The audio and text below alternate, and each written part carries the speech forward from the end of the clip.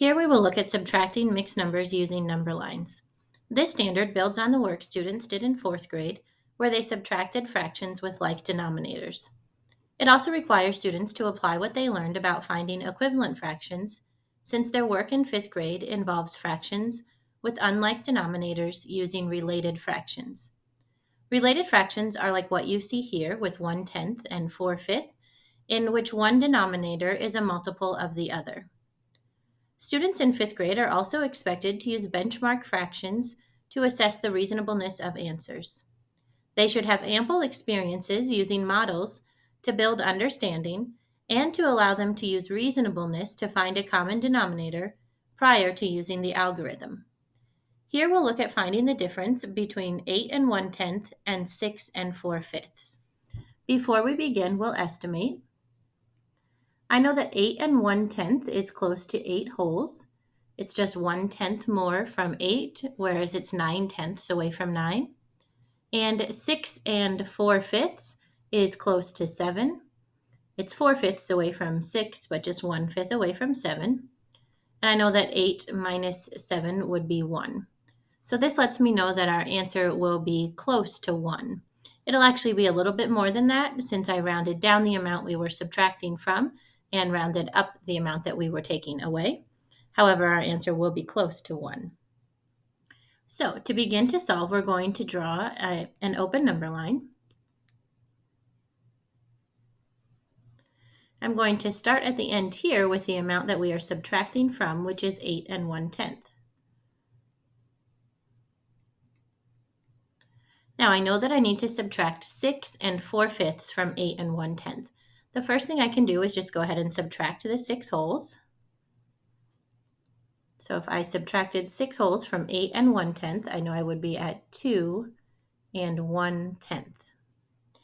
Now we would have to figure out how we can take away the 4/5. At this point in the unit, and students work with fractions, they are probably going to be able to use their reasonableness and their experience to quickly recognize that 4/5 is equivalent to 8/10 and use that to finish solving. However, if that's not the case, students could create a number line to find this. They could create an area model and show 4/5 and then split that into 10 equal parts. Anything like that would work to help support them. I'm just going to make a note over here that we are going to work with this as 6 and 8/10. We're going to use that equivalent fraction. So now to continue the subtraction, I'm at 2 and 1/10. I think it would be easy if I break down this 8/10 rather than just trying to subtract all 8/10 at once. I know if I subtract 1/10, I would be at exactly 2 wholes, and I would have 7 more tenths to subtract. Now, for some people, subtracting 7/10 all at once might make sense and be able to be done.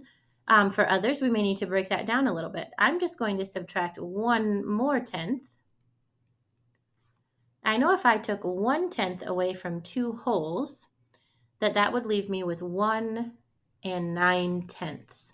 And a way I can think about that is I know that 2 wholes is equivalent to 1 and 10/10. And so if I just took 1/10 away from that, I would be down to 1 and 9/10.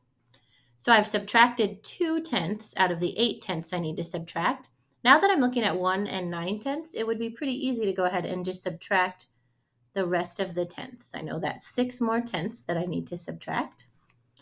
And I know that 9/10 minus 6/10 would be 3/10.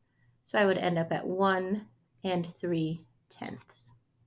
So this lets me know that the difference between 8 and 1/10 and 6 and 4/5 is 1 and 3/10. We had estimated that our answer would be around 1, but a little bit more, and that is true of 1 and 3/10. So we know that answer is very reasonable. I'm going to make this a little bit smaller and show just another way that students might solve this same problem. Sometimes, I'm just going to show a number line right below here, students like to find the difference by starting with the number that they're going to that would be subtracted, and they're going to work their way up to 8 and 1/10. So that would look like this. We would make a number line.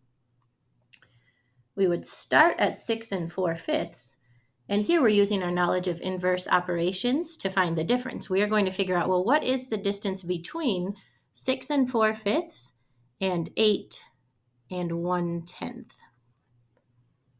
And so we know already that we were looking at 6 and 4/5 as 6 and 8/10. So I'm also just going to label that here. And so now we can go ahead and start to work our way up to 8 and 1/10. I'll just switch colors so we can see this clearly here. So first thing I would do here is I know if I added 2 more tenths, that would get me up to 10/10 and allow us to make a new whole. So I'm going to add 2/10. And that would be 6 and 10/10 or 7 wholes. I'd be at 7 now. Now I know I need to get to 8, so I'm going to go ahead and just jump 1 whole. That would get us to 8.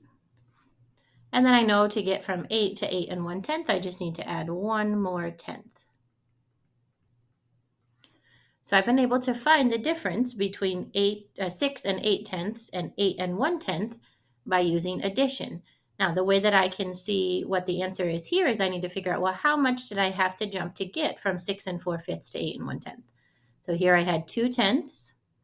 Here I had 1 whole, so we would be at 1 and 2/10. And then here I had another tenth. So we would be at 1 and 3/10, which is the same thing as what we got up here. So those are two different ways students might be able to subtract mixed numbers using number lines.